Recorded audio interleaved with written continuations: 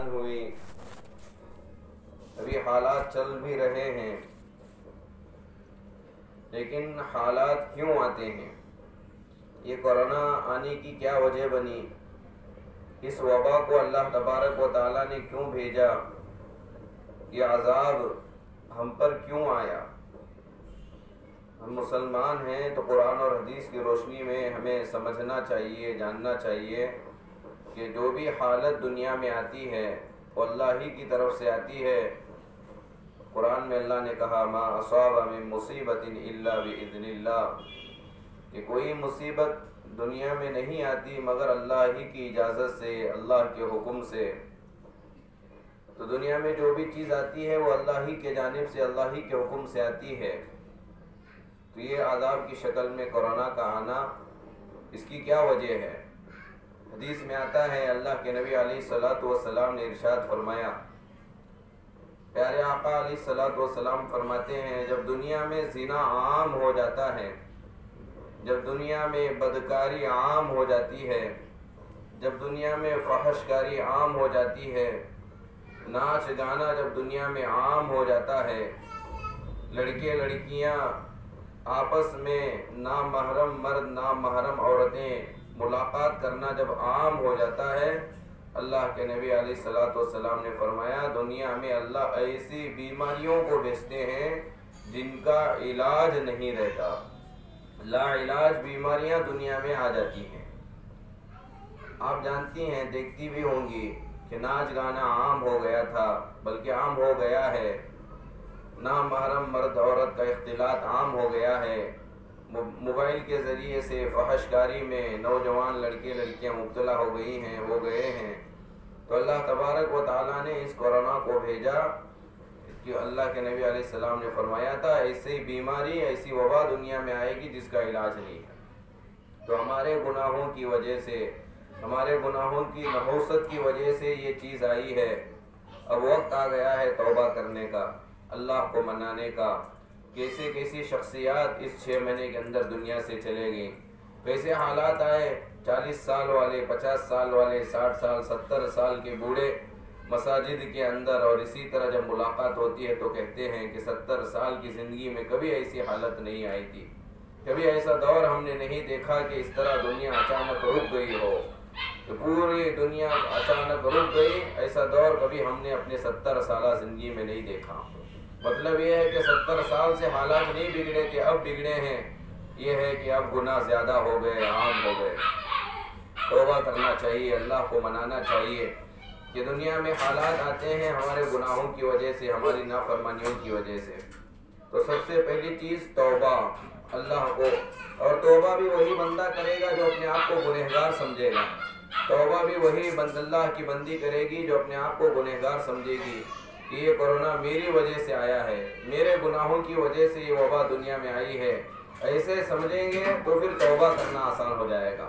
اگر ہم کیا کرتے ہیں کہ بھئی یہ اس کی وجہ سے آیا، اس کی وجہ سے آیا، حکومت کی وجہ سے آیا، فلاں آدمی کی وجہ سے آیا، کوئی بھی غلط کام اگر علاقے میں ہوتا ہے، محلے میں ہوتا ہے، تو ہم یہ نہیں سمجھتے کہ ہماری وجہ سے ہوا ہے، بلکہ ہم یہ کہتے ہیں کہ فلاں کی وجہ سے آیا ہے، فلاں کی وجہ سے ہو رہا ہے۔ تو لہذا ہم یہ سمجھیں کہ یہ ہمارے گناہوں کی وجہ سے، میرے گناہوں کی وجہ سے، میرے اللہ کو ناراض کرنے کی وجہ سے، میرے نماز چھوڑنے کی وجہ سے، میرے پردے کا اہتمام نہ کرنے کی وجہ سے، میں شوہر کی نافرمانی کرنے کی، میرے گناہوں کی وجہ سے یہ عذاب دنیا میں آیا ہے، یہ کورونا آیا ہے۔ اگر ہم یہ سمجھیں گے تو پھر ہم توبہ کریں گے، روئیں گے، آنسو بہائیں گے، اللہ کو منائیں گے۔ تو توبہ کریں۔ اللہ والے اپنے آپ کو سمجھتے تھے کہ میرے گناہ کی وجہ سے آیا ہے۔ ایک کتابوں میں ایک واقعہ لکھا ہے، حضرت مفتی اسلم صاحب فرما رہے تھے کہ ایک گاؤں تھا جہاں پر تقریباً 2-3 سال سے بارش ہی نہیں ہوئی تھی، 2-3 سال سے بارش ہی نہیں ہوئی تھی۔ اب پریشان ہو گئے علاقے والے کہ کھیتی باڑی کا کام کرنے والے پریشان ہو گئے۔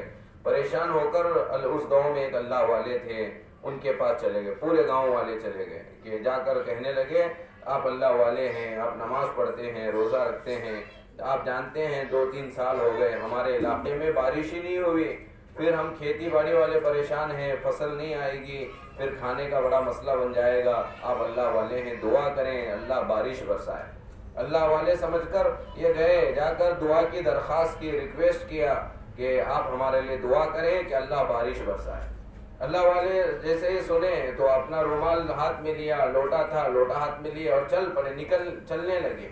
اب گاؤں والے سمجھنے لگے کہ اب اللہ والے ہیں، بزرگ ہیں، گاؤں کے باہر جا کر نماز پڑھ کر دعا کرتے ہوں گے، یہ سمجھ کر پیچھے گاؤں والے جا رہے ہیں، آگے اللہ والے جا رہے ہیں۔ اب یہ چل رہے ہیں اور علاقے والے حضرت کے پیچھے جا رہے ہیں۔ اب گاؤں ختم ہو گیا، گاؤں کے باہر آ گئے، لیکن نماز نہیں پڑھ رہے، پھر ایسے ہی آگے بڑھ رہے ہیں، اتنا دور چلے گئے کہ ان کے گاؤں سے دوسرے گاؤں نظر آنے لگا، بہت دور تک چلتے رہے۔ علاقے والے، گاؤں والے پریشان ہو کر حضرت سے پوچھا، اللہ والے سے پوچھا، حضرت کہاں جا رہے ہو؟ آپ کہاں جا رہے ہو؟ ہم نے آپ سے کہا تھا بارش نہیں ہے، دعا کیجیے۔ آپ دعا کرنے کے بجائے آپ یہاں سے جا رہے ہیں، آپ رکنے کے لیے تیار نہیں ہیں، کھڑنے کے لیے تیار نہیں ہیں، دعا بھی نہیں کر رہے، آپ جا رہے ہیں۔ تو حضرت نے پوچھا آپ نے کیا کہا تھا؟ تو علاقے والوں نے، گاؤں والوں نے کہا کہ ہم نے یہ کہا تھا کہ بارش نہیں ہے 2-3 سال سے، آپ دعا کیجئے، آپ کی دعا کی برکت سے بارش آ جائے گی۔ تو حضرت نے کہا کہ میں سمجھا کہ بارش میرے گناہوں کی وجہ سے نہیں آ رہی ہے، اس لیے میں گاؤں چھوڑ کر جا رہا ہوں۔ حالانکہ ان سے درخواست کی گئی تھی کہ آپ دعا کریں بارش آئے، لیکن اللہ والے نے کیا سمجھا کہ نہیں، میرے گناہوں کی وجہ سے شاید اللہ نے بارش کو روکا ہوگا، میرے گناہوں کی وجہ سے 2-3 سال سے علاقے میں بارش نہیں ہو رہی ہوگی، جب میں گاؤں چھوڑ کر چلا جاؤں تو پھر بارش ہو جائے گی۔ اپنے آپ کو گنہگار سمجھ کر گاؤں چھوڑ کر نکلنے کے لیے تیار ہو گئے۔ یہ ہمارے اکابرین کی، اللہ والوں کی عادت تھی کہ کوئی علاقے میں کوئی مصیبت آتی تو وہ اپنے آپ پر ڈال کر کہتے کہ میری وجہ سے آئی ہے، میری وجہ سے یہ گناہ ہوا، میرے گناہوں کی وجہ سے مصیبت آئی ہے۔ تو یہ جو کورونا آیا، ہم بھی یہ سمجھے کہ ہمارے گناہوں کی وجہ سے، میرے اللہ کی نافرمانی کی وجہ سے آئی ہے۔ حضرت علی رضی اللہ عنہ کے زمانے میں 100 آدمیوں کا قافلہ نکلا، 100 آدمی سفر میں نکلے۔ اب راستے میں جا رہے تھے تو بارش کا موسم تھا، بارش آنا شروع ہو گئی۔ اب 100 آدمی راستے میں ایک جگہ جھوپڑی وغیرہ تھی، وہاں اس سائے میں کھڑے ہو گئے 100 آدمی۔ بارش برس رہی تھی، بجلی کڑک رہی تھی۔ تو کتاب میں لکھا ہے، حضرت نے فرمایا کہ بارش آ رہی تھی تو بجلی ان کے 100 آدمیوں کے قریب آ رہی ہے، جا رہی ہے، قریب آ رہی ہے، جا رہی ہے۔ اب 100 آدمی آپس میں مشورہ کیے کہ بجلی ہم پر گرنا چاہتی ہے، ہم میں سے کسی پر گرنا چاہتی ہے، کیونکہ بار بار بجلی ان کے قریب آ رہی ہے، واپس جا رہی ہے، قریب آ رہی ہے، واپس جا رہی ہے۔ تو آپس میں مشورہ کر کے انہوں نے یہ فیصلہ کیا کہ ہو نہ ہو ہم میں سے کوئی گنہگار ہے، اللہ کا نافرمان ہے، جس اللہ کے نافرمان پر یہ بجلی گرنا چاہتی ہے، لہذا 100 آدمی پر گرنا اچھی چیز نہیں ہے، 100 آدمی ایک ساتھ مرنا اچھی چیز نہیں ہے۔ جو اللہ کا نافرمان ہے اسے ہم یہاں سے نکالیں گے، نکالنے کے بعد وہ مر جائے گا، بقیہ بچ جائیں گے۔ تو کیا تدبیر اختیار کی گئی؟ اب آپس میں انہوں نے مشورہ کیا 100 آدمیوں نے کہ ہم میں سے ایک ایک کر کے یہاں سے ہمارے قافلے سے نکل کر جا کر دور کھڑا رہے گا، اگر وہ اللہ کا نافرمان رہے گا بجلی آ کر اس پر گر جائے گی، اگر وہ اللہ کا نافرمان نہیں رہے گا تو پھر بجلی سے وہ بچ جائے گا، پھر دوبارہ وہ قافلے میں آئے گا، دوسرا آدمی جا کر کھڑے گا۔ اس طرح انہوں نے مشورہ کیا۔ اب ایک آدمی قافلے سے نکل رہا ہے، جا کر دور کھڑ رہا ہے، اب بجلی نہیں گر رہی ہے، اب وہ سمجھ رہا ہے کہ میں اللہ کا نافرمان نہیں ہوں، اللہ مجھ سے راضی ہے، واپس پھر قافلے میں آیا۔ اب 1 گیا، 2 گیا، 3 گئے، 4، 10 گئے، 20 گئے، 30 گئے، جا رہے ہیں آ رہے ہیں، جا رہے ہیں آ رہے ہیں، کسی پر نہیں گر رہی۔ اسی طرح کتاب میں لکھا ہے 99 جا کر آئے، بجلی نہیں گری، اب باقی رہا 1۔ اب 100 میں سے 99 واپس آ گئے۔ اب اس سے کہا جا رہا ہے چلے جا بھی، تو اللہ کا نافرمان ہے، تجھ پر بجلی گرنے والی ہے، تو چلے جا۔ اب یہ بھیجنا چاہ رہے، وہ جانے کے لیے تیار نہیں، ڈر کر اب وہ جانے کے لیے تیار نہیں، یہ اسے یہاں اپنے پاس رکھ لینے کے لیے تیار نہیں۔ پھر آپس میں مشورہ کیے، اس ایک آدمی کے ہاتھ پیر باندھ کر انہوں نے دور پھینکا اس آدمی کو۔ 99 بچ کر آئے تھے، اب ایک آدمی باقی تھا، اب یہ نہیں جا رہا تھا، اب انہوں نے ہاتھ پیر باندھ کر اس ایک آدمی کو دور پھینکا۔ اب یہ 99 ادھر ہو گئے، وہ ایک آدمی جو بچا تھا ادھر ہوا۔ کتاب میں لکھا ہے بجلی آئی، 99 ہلاک ہو گئے۔ ایک بچ گیا جسے یہ گنہگار سمجھے، وہ بچ گیا، یہ 99 ہلاک ہو گئے۔ حضرت علی کا زمانہ تھا، یہ واقعہ حضرت علی کے زمانے میں ہوا۔ اب حضرت علی کو معلوم ہوا، حضرت علی سے کہا گیا اس طرح کا واقعہ ہوا ہے، وہ ایک آدمی کو یہ گنہگار سمجھ کر پھینکے، وہ بچ گیا، یہ 99 مر گئے، ان پر بجلی آ کر گر گئی۔ حضرت علی رضی اللہ عنہ نے بولنے والوں سے کہا آپ جانتے ہیں 99 کیوں مرے، ایک کیوں بچ گیا؟ حضرت علی نے کہا کہ 99 پر اس لیے بجلی گری کہ وہ 99 اپنے آپ کو پاک سمجھ رہے تھے، وہ 99 اپنے آپ کو اللہ کا فرما بردار بندے سمجھ رہے تھے، اور ایک اس لیے اللہ نے ان پر بجلی گرائی۔ اور اس ایک بندے کو اللہ نے کیوں بچایا؟ کیونکہ یہ اپنے آپ کو گنہگار سمجھ رہا تھا، اور یہ سمجھ رہا تھا میں گنہگار، میرے گناہ کی وجہ سے بجلی آ رہی ہے۔ اس نے اپنے آپ کو گنہگار سمجھا، اللہ نے اسے بچا لیا، اور وہ 99 اپنے آپ کو پاک سمجھے، اللہ نے انہیں ہلاک و تباہ و برباد کر دیا۔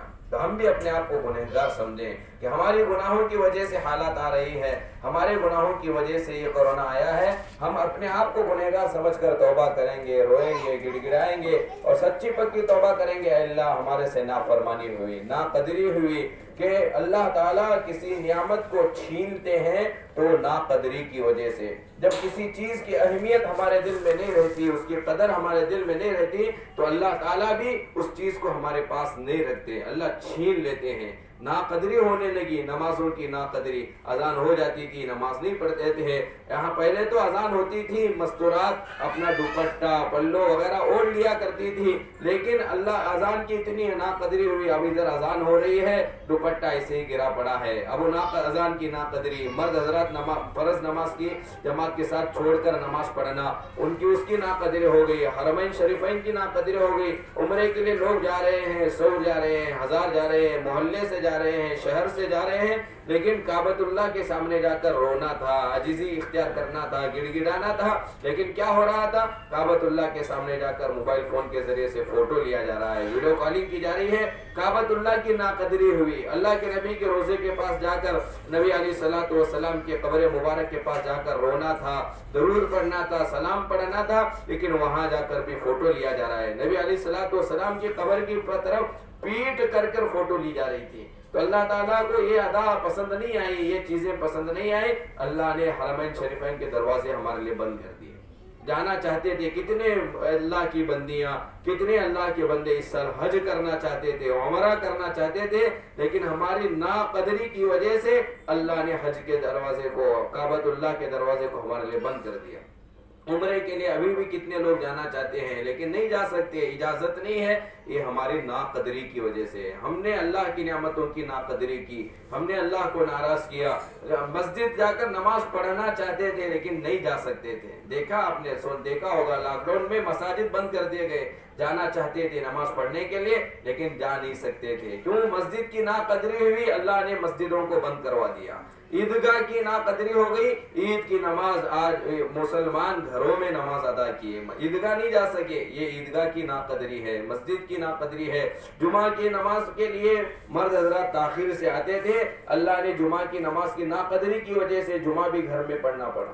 تو یہ اللہ ناقدری جب ہوتی ہے، جب اللہ کو ناراض کیا جاتا ہے تو پھر اللہ تعالیٰ نعمتوں کو چھین لیتے ہیں۔ اللہ تعالیٰ طاقتور ہیں، اللہ تعالیٰ بادشاہوں کے بادشاہ ہیں، اللہ جو چاہتے ہیں وہ کرتے ہیں، ہماری طاقت کچھ نہیں ہے اللہ کے مقابلے میں۔ اللہ نے دکھایا کر کے کہ تم ناقدری کرو گے تو میں مساجد کو بند کروا سکتا ہوں، میں حرمین شریفین کے دروازے بند کروا سکتا ہوں۔ تم ناقدری کرو گے تو تم جو دینی تعلیم پڑھنے کے لیے روزانہ آیا کرتے تھے، آیا کرتی تھی، بیٹھ کر دینی تعلیم حاصل کرتے تھے، لیکن پابندی نہیں تھی، استقامت نہیں تھی، دینی تعلیم کی، قرآن کی، حدیث کی، نبی علیہ الصلوۃ والسلام کی سنتوں کی عظمت دلوں میں نہیں تھی، تو اللہ نے اس سے بھی ہمیں محروم کر دیا۔ ابھی بھی مدارس بند ہیں، ابھی بھی مکاتب بند ہیں، کتنے بچے ایسے، کتنی بچیاں ایسی ہیں جو دینی تعلیم سے ابھی بھی محروم ہیں۔ 6 مہینے گزر گئے کہ ابھی تک قرآن پڑھانے والے نہیں آ سکتے، پڑھنے والے نہیں آ سکتے، جڑ کر نہیں پڑھ سکتے۔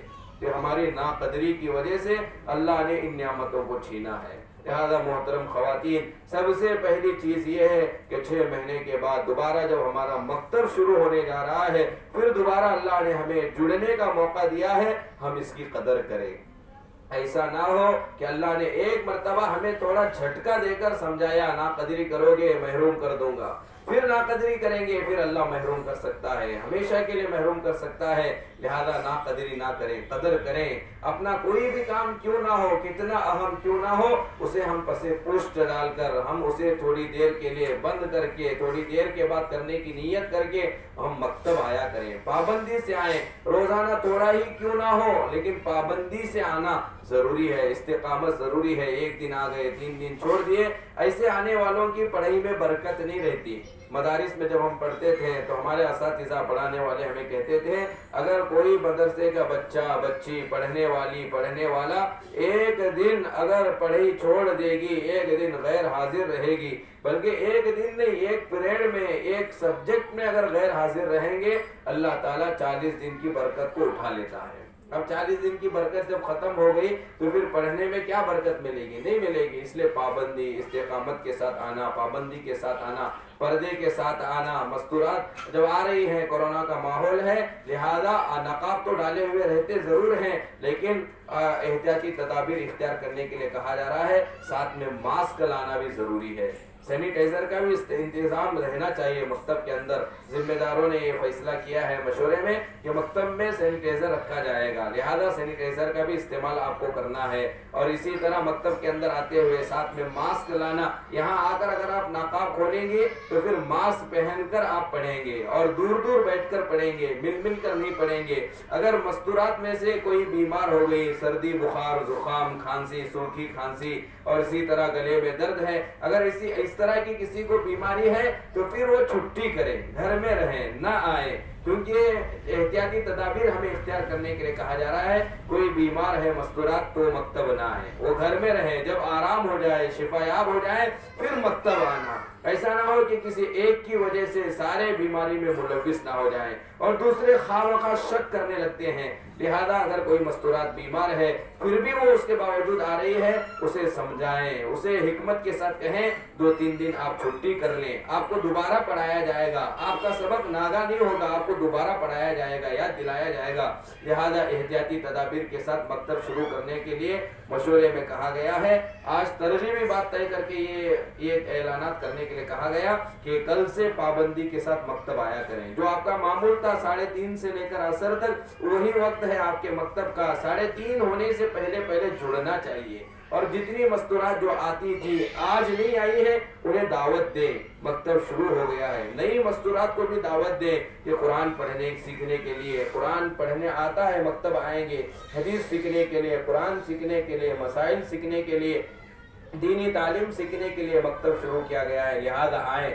دعوت چلا کر مستورات کو جوڑنے کی فکر کرے، اور پرانی مستورات جو روزانہ آیا کرتی تھی اب 6 مہینے سے جو نہیں آئی ہے، آج جو نہیں ہے انہیں بھی دعوت دے کر انہیں بھی لانے کی کوشش کریں، اور پڑھانے والے جو پچھلا پڑھائے تھے دوبارہ وہ دور کرائیں۔ ہو سکتا ہے کہ 6 مہینے گزر گئے، پڑھنے کا موقع نہیں ملا ہوگا کام کاج کی وجہ سے، شاید بھول بھی گئے ہوں گے، اور تھوڑا بھول جانے کی عادت بھی رہتی ہے، بھول گئے ہوں گے، لہذا تھوڑے دن تک پچھلا سبق پڑھائیں۔ ایسا نہ ہو کہ ہم آگے چلتے رہیں پچھلا بھولتے جائیں تو پھر فائدہ نہیں ہوگا، لہذا دور کرائیں، جتنا ہم پڑھائے تھے، جتنی حدیثیں، جتنی سنتیں، جتنی دعائیں، جتنی تختیاں، جتنا قاعدہ، جتنی قرآن، اگر کوئی ناظرہ پڑھ رہی تھی تو کتنا قرآن ہم پڑھائے تھے، دوبارہ ایک مرتبہ دور کرائیں، جلدی کرائیں، سبق کی طرح نہیں بلکہ 2-3 دن میں جو ہم نے پڑھایا تھا ایک دن میں وہ دور کرائیں۔ اگر کوئی عمر دراز مستورات ہے جنہیں جلدی یاد نہیں ہوتا ہے تو انہیں تھوڑا سبق دیں، اگر کوئی نوجوان لڑکیاں اگر آ رہی ہیں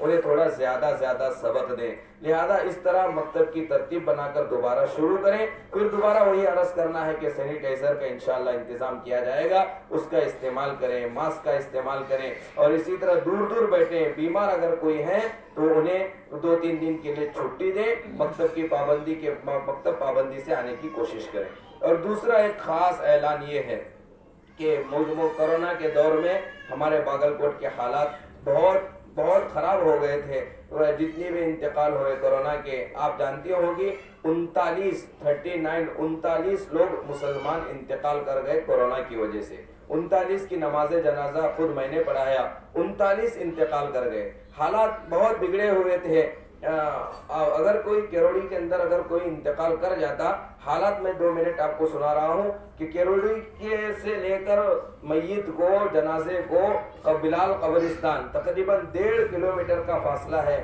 1.5-2 کلومیٹر کے فاصلے کے لیے ایمبولینس کو بلایا جاتا تھا. اب 1.5 کلومیٹر 2 کلومیٹر کا جنازہ منتقل کرنے کے لیے ایمبولینس والے کو 10,000 روپے دینا پڑتا تھا. اب یہ کیوں ہوا؟ کیونکہ ہماری حالت اتنی خراب ہے علاقے میں کہ ہمارے مسلمانوں کے پاس قوم کی خدمت کے لیے، ملت کی خدمت کے لیے ہمارے پاس ایک ایمبولینس نہیں ہے. لہذا ایک ایمبولینس کو 10,000 روپے دینا پڑا. 39 انتقال ہوئے. حالات بہت خراب تھی. ہمارا ایک خاص ہاسپٹل نہیں ہے، دواخانہ نہیں ہے. بیمار پریشان ہوتے تھے کہ ہم نہیں کہہ سکتے تھے کہ ہمارا ہاسپٹل ہے، یہاں لے کر چلے جاؤ. بڑے پریشان ہوتے تھے مریض. ایک ہمارا ہاسپٹل نہیں، ایک ہمارے پاس ایمبولینس نہیں ہے، ایک اچھی تعلیمی ادارہ ہمارے پاس نہیں ہے کہ جہاں پر ہماری اچھی کالج وغیرہ نہیں ہے.